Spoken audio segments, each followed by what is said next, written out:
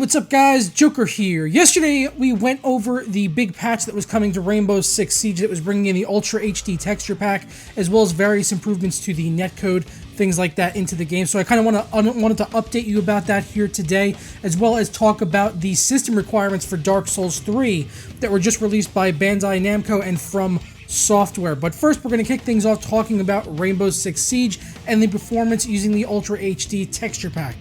Now, I chose to test this at 1440 and 4K on my main rig. Right now, my test rig is kind of in disarray and all disassembled, and things are happening with that, and parts are moving around. So more to come on that in the future. So everything I did was tested on the main rig with the 980 Ti's, because I just wanted to kind of get some data here and see how it was running, see how much VRAM hit we were taking using the texture pack, especially at 4K and 1440p.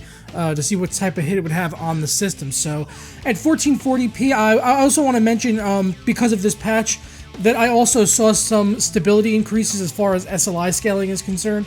It just felt a lot smoother overall, and it seemed like my SLI scaling was a lot more consistent, whereas prior to the patch there were times where I would see random drops after it would load into a map or a new round, and it would sort of just get a big drop in my SLI scaling, and as a result my performance would dip down sometimes below 60 FPS, and that was really quite a problem, and I haven't seen any of that so far since this new patch. So it's definitely improved stability as far as performance is concerned for me, and as a result of that I'm getting a higher average FPS when I am running through the benchmark, even with the texture pack now enabled. So with the Ultra HD texture pack enabled, and also just so you know, shadow play for whatever reason causes issues with this game when I'm recording it, so the recording that you're seeing is not indicative of my final result that I'm giving you here today. I actually recorded this number separately. My average was 87.87 FPS. That was my average FPS with 1440p in the game, maxed out, you know, two times MSA with the Ultra HD texture pack,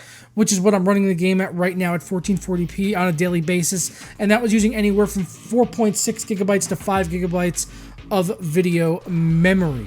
Switching over and running it at 4K, and once again I actually chose to record this off screen so that I could show you it running in real time without anything interfering. So I had my other displays turned off. I didn't have GeForce Experience running or Shadow Play running in the background at all, so it wouldn't interfere with the performance in the game.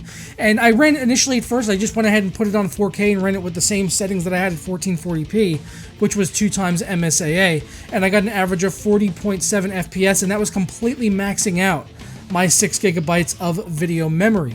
But when I went ahead and knocked down the MSAA to off, which I found you really don't need anyway, running the game at 4K, you really don't need the multi-sample anti-aliasing turned on, even at just 2 times. Turning that off brought my video memory down to around 5,600 megabytes, never going over 5,600 megabytes of video memory running through it on 4K with MSAA turned off, and that got an average of 44.4 FPS. So really there we're just seeing how taxing it is trying to run a game like this in 4K. Even if the video memory is not getting taxed all the way, there's still a lot of really hardcore performance hit there on the GPU itself, not so much just the video memory being affected there by running this in 4K with the Ultra HD texture pack. So overall, though, I am pleased with this patch. I'm very pleased with the direction they're going in Rainbow Six Siege. I've mentioned that quite a few times yesterday, and I'm happy that the patch went off without breaking anything, really, because that's always a concern going with these big patches like this, where they're going to be changing a lot of things. Even if it's intended for the good, sometimes it can bring a lot of bad with it, but so far it seems like the damage has been minimal, if almost non-existent, with the patch they rolled out yesterday. So good job to Ubisoft Montreal on that first patch. I would like to see more of this in the future. But now switching gears over to Dark Souls 3, we got the system requirements revealed for this today. They are saying you're going to need like 8 gigabytes of RAM, but let's go ahead and run through it like we always do, starting things off with the minimum system requirements. They are saying Windows 7 with a 64-bit OS, and the processor side, they're saying an AMD A8 3870 or an Intel Core i3 2100 at 3.1 gigahertz. So not really needing a hell of a lot of CPU power to at least just get this game off the ground and running. Not really melting any faces there. For memory, 8 gigabytes, like I said before. Graphics, a GTX 465 or Radeon 6870, so pretty much potatoes can run this game, it seems like. DX11, they are saying here, network, 50 gigabytes of available space, so a pretty big download. On the recommended side of things, they are leaning back again towards Windows 7, 64-bit or better, so Windows 8, Windows 10, 64-bit, whatever, pick your flavor. For the processor side, an FX 8150 at 3.6 gigahertz or an Intel Core i7 2600. So that's a really big step up from where we were on the minimum requirements going into the recommended. It's going to be interesting to see if you were running the recommended requirements, what you'd actually be able to get performance-wise in this game. Because I'm kind of hoping the visuals to get stepped up in Dark Souls 3 to sort of the level that like we saw in something like Bloodborne. Bloodborne looked great, and I'm hoping for basically that, but on PC because Bloodborne didn't come to PC. So that's really what I'm hoping for. But graphics-wise, they're saying only a GTX 750, not even a 750 Ti. Or an ATI Radeon 7850. I don't know why they're calling it an ATI, but yeah, they're saying a Radeon 7850, DX11 card once again, internet connection, 50 gigabytes of available space, and a DirectX 11 available sound card. So not really too impressive system requirements there for Dark Souls 3. Hopefully they do bring along the visuals, though, in these games, because that's one of the things that's always kind of held me back from playing the Dark Souls titles is the visuals, and that's just always kind of taken me out of it, and also the lackluster sort of like polish as far as the PC port quality is concerned. I know the second one was a lot better compared to the first. The first one was a terrible port of mass proportions, and the second one improved upon it, but it still wasn't great in my opinion. It still felt really clunky. The graphics looked really dated, DirectX 90, like just crap. Like I just did not want to play that. It's like, make it look like Witcher, make it look like Bloodborne, and I'll play that shit.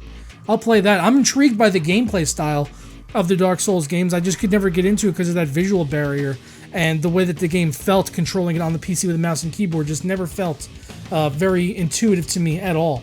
So those things combined, visuals combined with the way the controls felt, is really what made me not want to really get into Dark Souls too much on the PC. I did play Demon Souls on the PS3, and I really liked that.